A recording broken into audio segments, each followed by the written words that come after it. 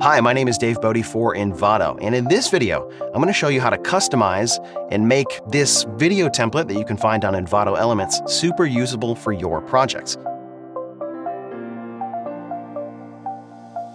You can see this is a pretty quick geometric video template for After Effects, and it's pretty short. In fact, this demo here actually, it just runs the template twice. So it looks like it's 20 seconds long, but it's actually only 10 seconds long. And one of the issues you can run into when you're looking at video templates online is that you see something that looks pretty cool, but it's just way too short.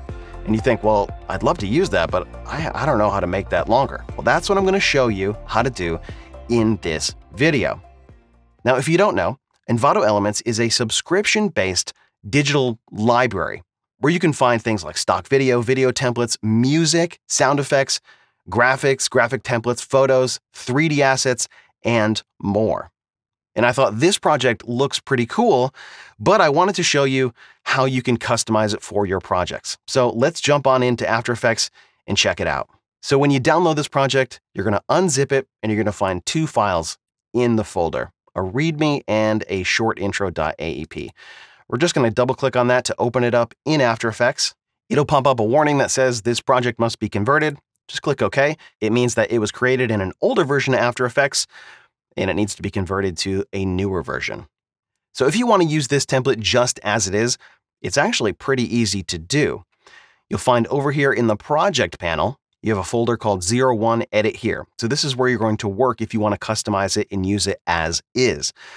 You'll find in here a folder called Media Placeholders. And inside this folder, you'll see 12 different compositions, and you can double click on these to open them and you'll find there's nothing in here. This project doesn't come preloaded with photos and assets for you.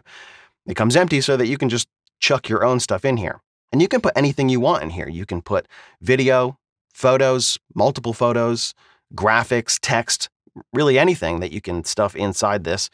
And you do the same thing for each one of these placeholders, and then they will populate in this main composition here called Edit Color. Now, it doesn't look like there's a whole lot going on in this composition, and that's because this shy switch is enabled right here, and that's hiding all of these other magical layers here that's actually doing all of the business of the cool-looking geometric transitions. There is a control layer right here. We'll just click the shy switch again. It says Control Option, and if you come up here to the Effects Controls panel, you'll see that there are a bunch of different options for this project. You can set the outline color, the arrow overlay color, the outline width, the shadow opacity, and so forth. So if you want to use this just as it is, pretty easy, throw your photos and videos into each one of these placeholders and you will see them populate in this edit color composition, and then you can just render it out from there. But what if you want to make this longer? Like I said before, this is only 10 seconds long. And I don't know about you, but a lot of times I need something a little bit more juicy, a little bit longer than 10 seconds. So I'm going to show you how to do that. To start, I want to put something in each one of these placeholders because if we just start working on it like it is now, it's going to be very difficult to figure out what section we're working on. Everything's going to start blending together because this goes so fast. So what I thought would be easy to do is just throw a quick background in here and throw some text that identifies this as basically placeholder number 1. So I'm going to come here to the solids folder. I'm going to drag in this white solid. I'm going to hop over here to the effects and presets. I'll type in fill, and then I'll grab this fill effect and just throw that on there. And I'll pick just kind of a light gray here. Then I'll grab this horizontal type tool, or what I refer to as the text tool. I'll deselect my white solid there, and then I'm just going to click and drag to draw a text box, and I'm going to fill this with the number 1. Now you'll see my ones are pretty far spaced apart, and that's because you see down here in my character panel, well, and if your interface looks a little bit weird, you can jump up here to the window, go to workspace, and then set this to standard. That's a good place to start. It's got a lot of the things that you'll need here. If you look over here in the character panel, you see that I have the text tracking here set to 850, and that spaces these really far apart, which I like. And I'm just going to hit delete here just to clean up the rest of those. Perfect. All right, so that's what I have for this first placeholder here. I'm going to switch back to my selection tool. I'm going to recenter this, so I'm going to use a shortcut. Control-Alt-Home repositions this anchor point in the center of the layer, and then Control-Home centers the layer in the comp. I'm going to name this white solid here BG for background. And I'm going to select both of these, copy them. I'm going to double-click placeholder, and I'm going to paste them inside here. Now I need to just update this text, but rather than retype in all those ones, I'm going to twirl down this layer, and then there's an animate option right here, and I'm just going to say character value. Now, this is really complex stuff, and you can get in here and do all kinds of crazy text animations, but all I really want to use this for is to change the character value. So I'm just going to click on the character value here and press up until this gets to 2. And in fact, if we jump over here to the edit color, you'll see that this is already doing something. And now it's very easy to see that this is placeholder number 1 and this is placeholder number 2. That would have been really tricky to basically figure out what we were doing if we hadn't done this. So now we can just go on and do the rest of these. I'm going to jump into placeholder 3 here. I'm going to paste. Actually, you know what? I'm going to jump back into placeholder 2. I'm going to copy this, jump into placeholder 3, and I'll paste this. And I'm going to select my text layer here, and I'm going to press UU on the keyboard, and that'll bring up all the parameters here that we have changed. And I'm going to click on this character value, and I'm just going to press the up arrow once, and that's going to change it to 3. So you can very quickly move along here. I'm going to copy this, double-click placeholder 4, select my text layer, press UU, select the character value, press up, and now I have 4s. So I'm going to go ahead and do all of these. All right, when you get to placeholder 10, you're going to notice that we can't actually go up to 10. So really easy to fix that. We'll go down to 1, and then we'll duplicate this layer with Control D. You can also come up here and go to Edit, Duplicate. And I'll press UU on that layer, and then I will just set this to 0. Then I'll grab this layer and I'll just move it over. With the arrow keys, I'll hold Shift and then right arrow, and that'll just bump it over a little bit. And then I'll use left arrow just to reposition it, that I can grab both of these and just kind of center them up here. And then I will select all of these, copy them, jump into 11 and do the same thing. And I'll just set this to 1.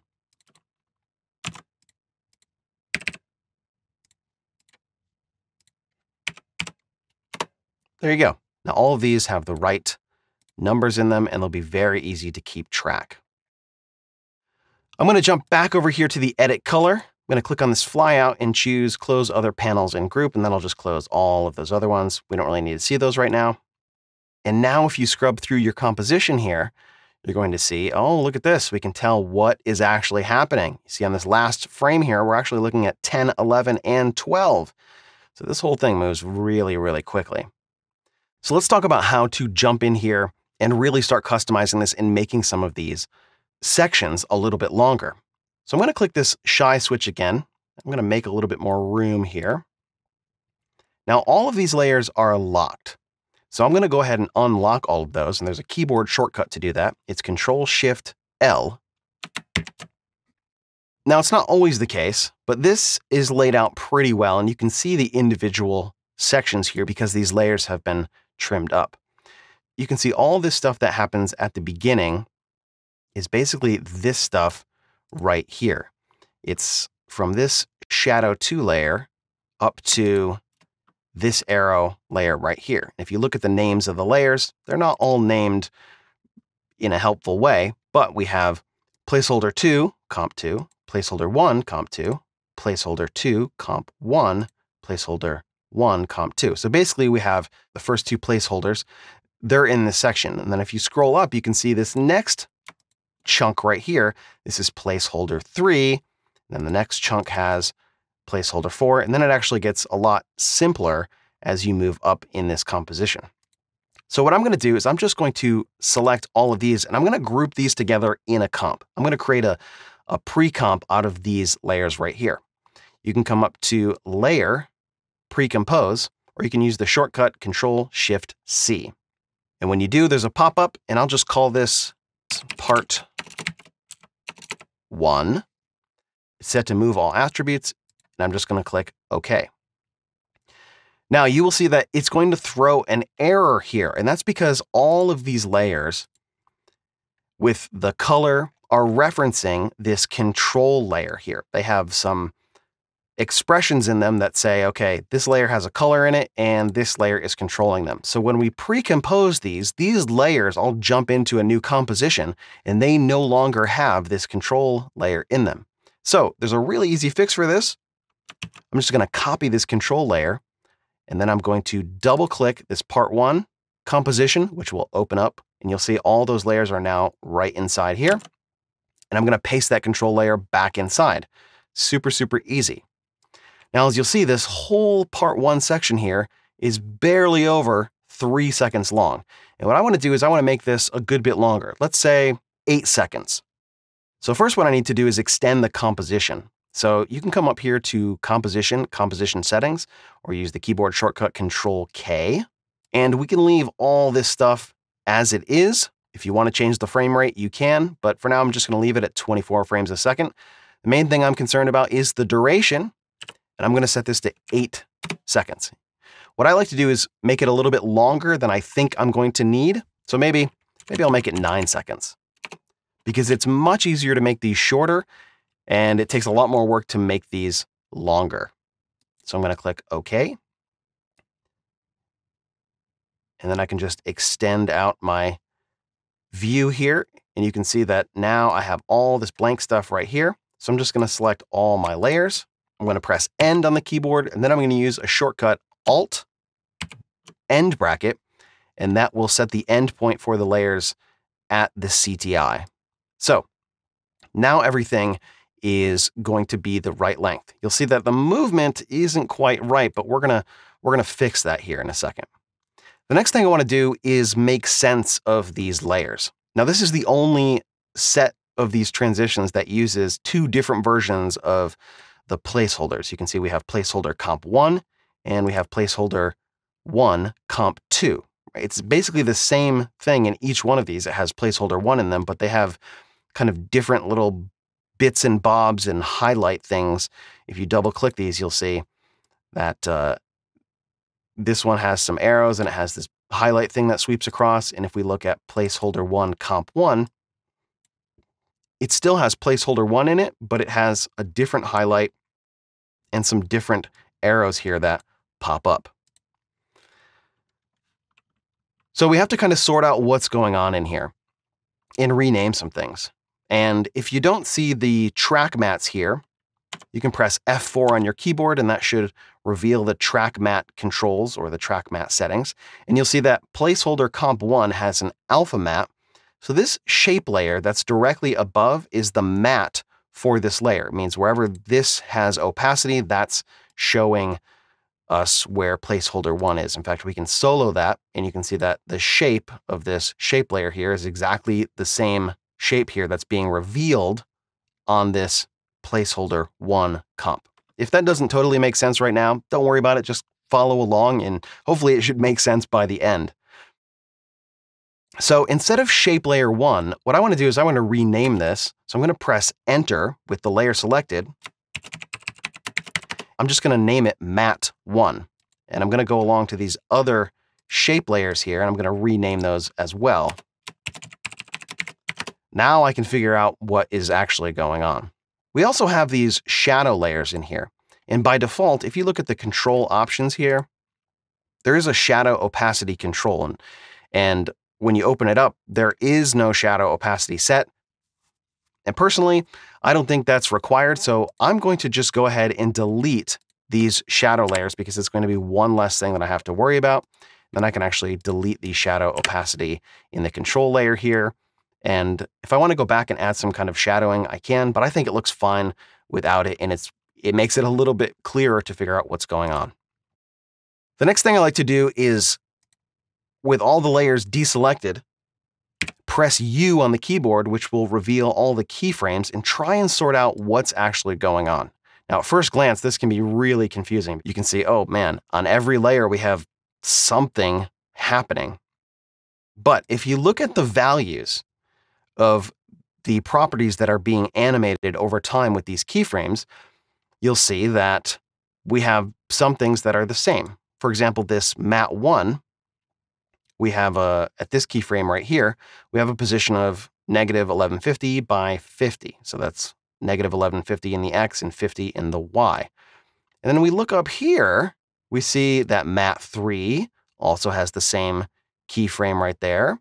Line 2 also has the same keyframe. And so essentially we have these shapes. And if you look at line 2 and you look at mat 3, which you can't actually see because it's over here, but we can extend this out. You can see these are the same shape layers with the same keyframes, and that is redundant and also confusing. So what we can do is we can take line 2 here. We can click on this stopwatch, which will remove all the keyframes, and then we can take this layer and we can parent it to mat 1. And that'll make things a little bit clearer. So anything mat 1 does, this line 2 layer will now do as well, which was already happening because they have the same exact keyframes. But now it's less keyframes for us to have to work with. And we can do the same thing here with mat 3.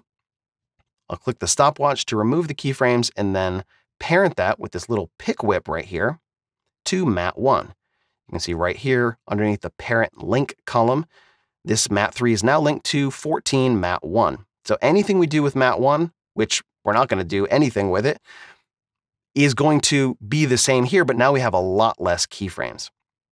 Similarly, we have mat 2 here. You can see 12, 50, and 50. We have the same thing here for mat 4. So I can go ahead and link that to mat 2 and line 1. So I'll get rid of the keyframes and I'll link that here. I'll parent that to mat 2. And now we've just gotten rid of a ton of keyframes. We also have this null right here and this null right here. These are essentially acting as rotation controllers. And you can see that we have some layers that are parented to the null, but with 2 layers named null, that could be a little bit confusing. So I'm going to press enter with the null layer selected and rename this rotator. Then I have this other null here. And in fact, these have the same rotation values. So it's essentially doing the same thing. And so anything that is currently parented to null 1, which if we look here, nothing is anymore. If I delete this null 1, nothing will happen, but my composition here will get a lot cleaner. And so now everything is essentially linked in one way or another to this rotator. Everything that was linked to this other null is now either tied to mat 1 or mat 2, and those are all linked to this rotator. So everything just got a heck of a lot cleaner. So now if you look at our keyframes here, it's starting to become a little bit easier to manage. So what I want to do is I want to kind of stretch these keyframes out a little bit. I'm going to take these keyframes here and I'm going to shift them all the way down to the end of the timeline, and I'll hold Shift and they will snap right here to the end. And then I'm going to take these guys right here and I'm going to shift these down. These are less critical for where they are positioned because these keyframes here,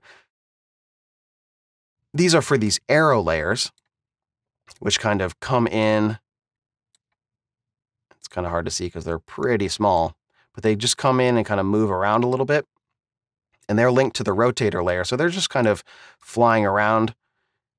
So we can just kind of spread these out a little bit and that'll work. You'll also see that the lines, which represent the path that they are taking, there are some curves on here. And that's because the spatial interpolation is set to Bezier. And that drives me insane because these don't actually need that. So I'm going to come here with all these keyframes selected. And by the way, I selected those by clicking on the position here and then control clicking the position here. And that selects both of the layers' position keyframes. I'll right click on a keyframe, come to keyframe interpolation and set spatial interpolation. Now watch the paths here. I'm going to set that to linear. Then I'll click OK.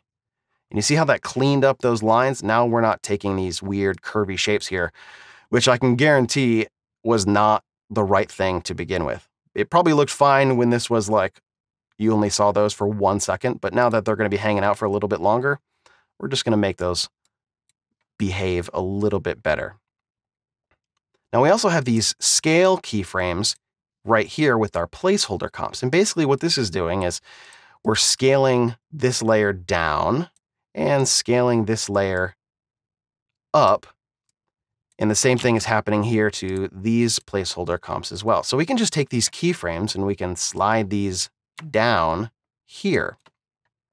Now there's also the matter of this cut that happens between the layers, because right now these bottom two here, and we can kind of even recolor these. We can select these two placeholders here and change the color to orange. So these are the two placeholders that we're seeing first, but right when these two matte layers show up, watch what happens. It's very hard to detect, but you see those highlights change, and that's when we are basically cutting over to these layers. These layers here should actually be trimmed up to the start of the matte layer here to make that a little bit clearer. So if we want to make this a little bit longer, we can actually cut to these at about the halfway point. So what I'm going to do is I'm going to select all these and just move this over. So basically we're looking at the first part of these layers right here, and then we cut over to these layers right here. And in fact, to make it a little bit clearer, I can just select these layers and hit Alt end bracket to trim them up to about the same spot. So now it's a lot clearer what's going on. We're seeing these layers first, and then we cut over to these layers. That's basically what you do in a video editor. Just doing a simple edit there. So now we have this a little bit longer. What I'd probably do is modify this rotator null here so that it doesn't kind of do all this sweeping, and it maybe holds here for a little bit kind of in the center position. So you can see at the beginning here, we go from -90 and it kind of swings in like this.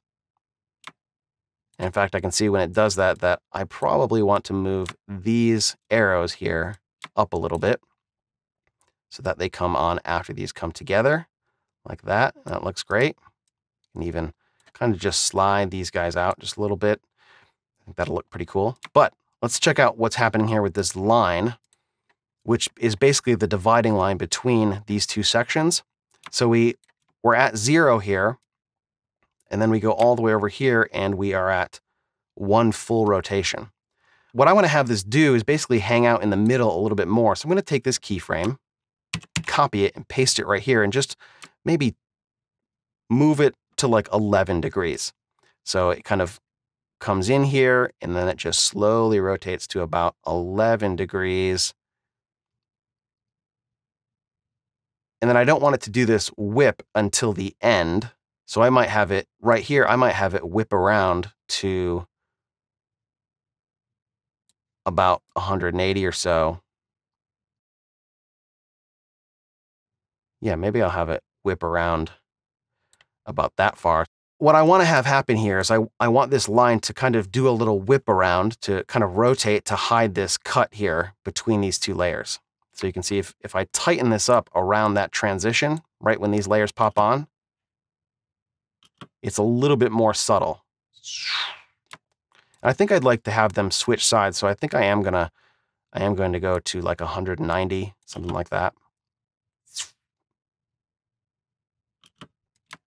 And then I'm going to have that hold around there for this keyframe right here.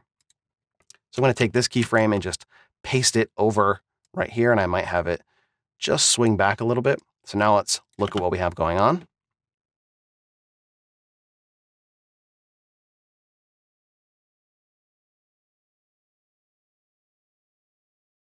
And then I can probably delete this last keyframe here. I just want a little bit of a whip, so we go from 167 degrees, and then let's just whip around that much. Great. Then I'll select all those keyframes by clicking on the rotation and press F9 And then it'll just smooth out the movement a little bit more. And I think that'll be great. Everything else looks pretty decent. We have this one. Oh yeah, I forgot to move these around. I missed this one arrow layer right here. In fact, I think I can delete these keyframes and just have them kind of move along here. Yeah, I don't know what these keyframes are doing at the end here, but basically these are coming in to the middle, and then I want these to just kind of move back and forth a little bit. So they kind of move to the opposite side, and we'll kind of move those over there. You can see they're just kind of moving along there. And then over here, basically we can just move them back. So I can take this keyframe, copy it over here, this keyframe, copy it over there, and then maybe just adjust where they are here with the Y position. And they just kind of move back and forth, which is great. And then we can do a big move down like this and a big move up like that. So we're just kind of moving things along there, just kind of adjusting the position of those. I'm going to select all those keyframes and hit F9 just to smooth that out a little bit.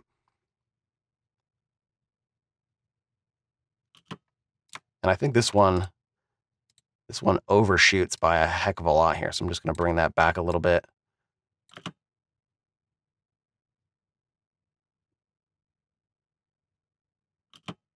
And then this one right here, they don't need to go that far. So I'll just move them back a little bit, make that movement a little more subtle.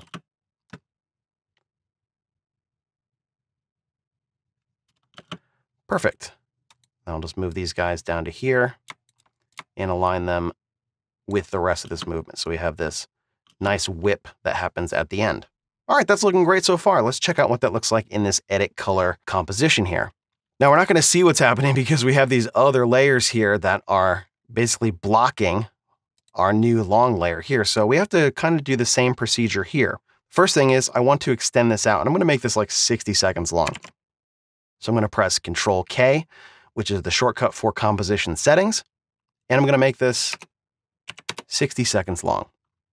Now I don't want to make any of these layers longer because that's going to happen when we pre-comp these, but I do want to move them down so we can see what's going on.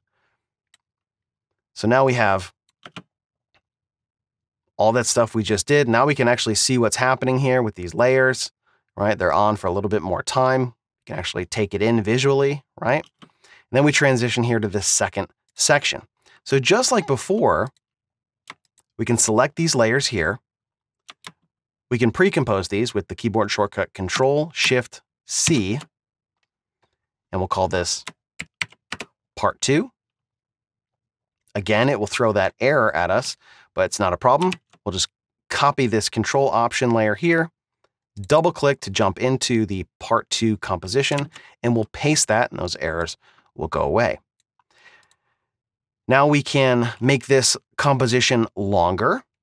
So I'm going to hit Control K, and we'll make this, let's say, 7 seconds long. Again, we can make this shorter, but this one's going to be a lot easier to manipulate here. And I don't want these shadow layers, so I'm just going to go ahead and delete them. I'm going to click on this control layer, and I'm going to get rid of that shadow opacity as well. I also don't need the background color control here because there is no background. And then I just have the matter of kind of smoothing out this movement. Just like before, I'll just rename some of these layers. Mat 1, Mat 2. I'll deselect all my layers. I'll press U, and I'll try and link up these layers that have similar keyframe values. So you can see I have 1440. Ah, yes, line 3, that has 1440 as well. So I am going to remove these keyframes, and I can parent this line 3 with Mat 1 because they have the same values. Now, the only thing that's not going to translate is this size parameter right here, because when you parent layers, the only things that are really parented are the basic transform controls, which are anchor point, position, rotation, scale, and opacity. Those 5 things. And this size property is something internal to this shape layer. but that's really easy to fix. I can just take this pick whip here on the size property itself and just pick whip that down to the size, and now that is perfectly linked. I can do the same thing here with line 4. That matches mat number 2 here, so I can just get rid of those keyframes. I can parent line 4 to mat 2, and I'll pick whip the size of line 4 to mat number 2, and now those are linked, and I just removed all those extra keyframes, and we're looking pretty great. Now for this particular layer, I think the initial animation is fine. This speed that it kind of whips out here is great. The only thing that I want to change is I want to change what's happening with these scale layers here. And so all I'm going to do is I'm going to move these scale layers here where it kind of scales up to 130%. I'm just going to move those so that they align here when our circles kind of blow out. And then I'm going to go to the end, and I'm just going to set those back to 100%. So basically, we kind of scale up at the beginning here. And then as soon as those circles fly out, we kind of scale down from there. And I think that looks great. So that's a really easy way to do that here. Now you also see that the timing of this layer looks a little bit weird. If we jump back into the composition settings, that's because our start time code is set to 8 seconds. So we can just set that to 0, and now we can see that things look a little bit more intelligible here. We can see that we're about 8 seconds long, and this initial transition here happens over about 1.5-ish seconds. All right? Pretty simple. Now, the other thing that we have to do to all of these placeholders is you'll notice that these are not the same placeholders that you see up here. Like you saw before, when you jump inside here, this is a kind of intermediary composition where you can see here is our source placeholder, but there's this other stuff happening here. We have these highlight layers going, but they're all set to basically end really, really short. So if we want everything to be extended like we had it before, we press U here. We can just grab the position of these and we can extend these out. Now this composition is 26 or 25 seconds long. We really only need this for about 8 seconds. So we can set the CTI to 8 seconds, press N on the keyboard, which will shorten up the work area here. And we can right click in the work area and choose Trim Comp to Work Area. And we can select these position keyframes and just pull them down the timeline. And now that movement of those highlight layers there will be extended and it'll be nice and slow. You can also, if you want, take these shape layers here, which are all these little blippity triangles here that are happening. You can duplicate those, select them all, and then Control D. And you can kind of move them up by clicking and dragging. And then we can drag these down the timeline. So basically we have these happening twice.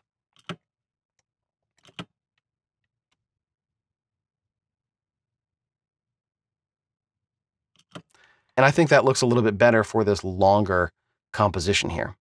Now, if we jump back to part 1, you'll notice the same sort of thing happens where when we go here in the second section here, the movement of these highlight bars here just kind of stops. So if we jump into these comps here, you'll see again, this is 25 seconds long, so we can shorten these up to, I don't know, about 9 seconds. Then we can select these white solids here, which are the layers doing the highlighting. Press U, then we can just extend these position keyframes to the end. We'll take these little arrow guys here, duplicate them, drag them up to the top, and then pull them down to the timeline. And that will look a lot nicer. You may have to do that for each one of these kind of intermediate compositions here. So now if we jump back into our edit composition, we can realign where these layers kind of transition. So maybe just slide this part 2 layer over and just kind of align that so that the circle kind of covers up by the time we do this nice whip here. Yeah, perfect. It's not exactly how it looked in the original, but I think it's close enough that it works. All right, so the same procedure you're going to go ahead and do on all these other layers to extend this out and make this nice and long. And you can do whatever you want. You can make this a little bit shorter, you can make it a little bit longer.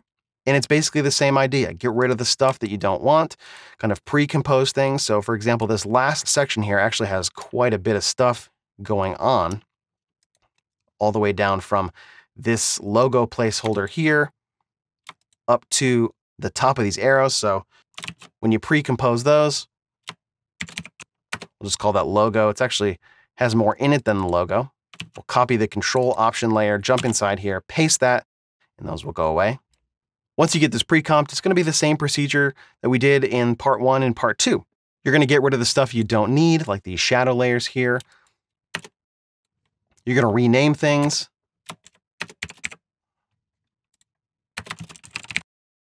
And you're going to link up properties that are similar to reduce the number of keyframes, extend things out, make this a little bit longer, and just modify it exactly in the same way that you did in part 1. This section has a little bit more going on inside of it, but if you jump in there and you look at what's actually going on and you reduce the number of keyframes, it isn't that hard.